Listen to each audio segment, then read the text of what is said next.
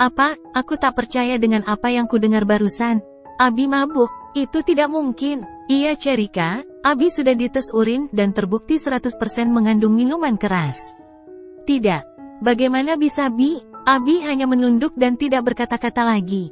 Bi, aku masih menginginkan jawaban yang pasti karena ketidakpercayaanku kepada Abi. Aku sendiri tidak tahu.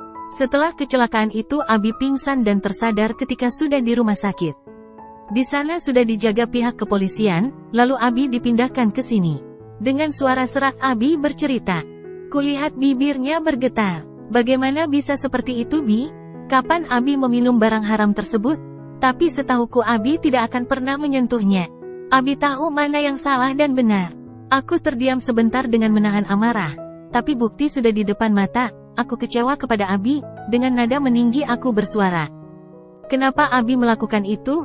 Tapi Abi hanya bergeming saja dengan tetap menundukkan kepalanya. Apa Abi sengaja? Atau hanya untuk senang-senang saja? Aku terpancing emosi. Pantas saja Umi menangis di rumah sakit. Mungkin Umi kecewa dengan sikap Abi. Ternyata Abi seperti itu. Kukira Umi syok karena kecelakaan, tapi ternyata Umi syok dengan kelakuan Abi yang meminum barang haram tersebut. Aku kecewa sama Abi. Aku keluarkan semua unek-unek di dalam hati ini. Dadaku naik turun masih diliputi kekesalan di dalam hati, tanganku pun mengepal dan gemetar. Abi masih saja bergeming dan perlahan-lahan menatapku tanpa bersuara meskipun ku cerca banyak pertanyaan. Tidak membantah sedikit pun apa yang kulontarkan kepadanya. Jadi benarkah apa yang terjadi? Aku jadi bimbang. Abi mabuk dan menabrak mobil, serta menyebabkan nyawa orang lain meninggal?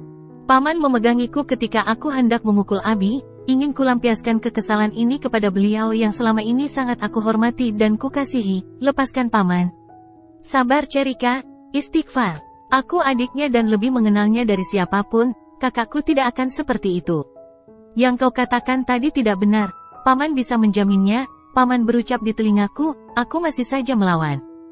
Dorongan untuk menghadiahkan pukulan ke Abi sangat kuat karena beliau telah menyakiti hati Umi yang selama ini membersamainya dengan sabar.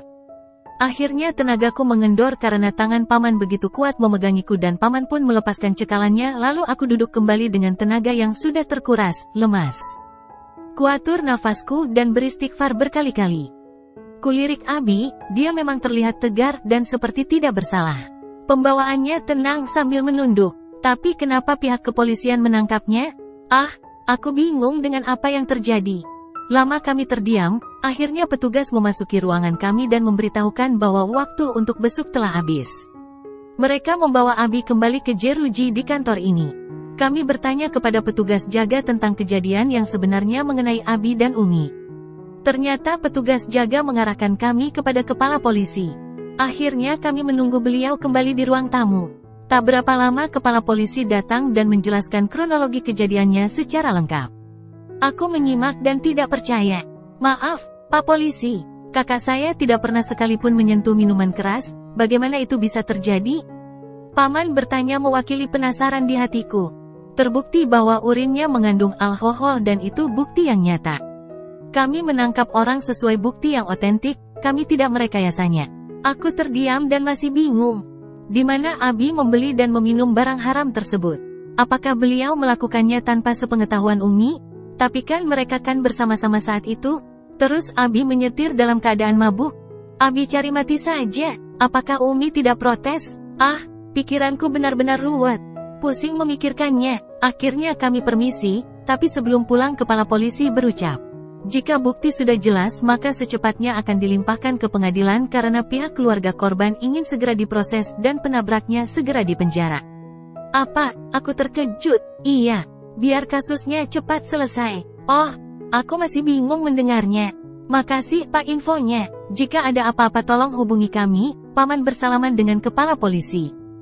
Sementara Bibi menarik tanganku karena aku masih saja bengong. Akhirnya aku mengangguk kecil ke kepala polisi, permisi Pak. Kepala polisi membalas anggukanku. Dan kami pun meninggalkan kantor polisi pulang ke rumah.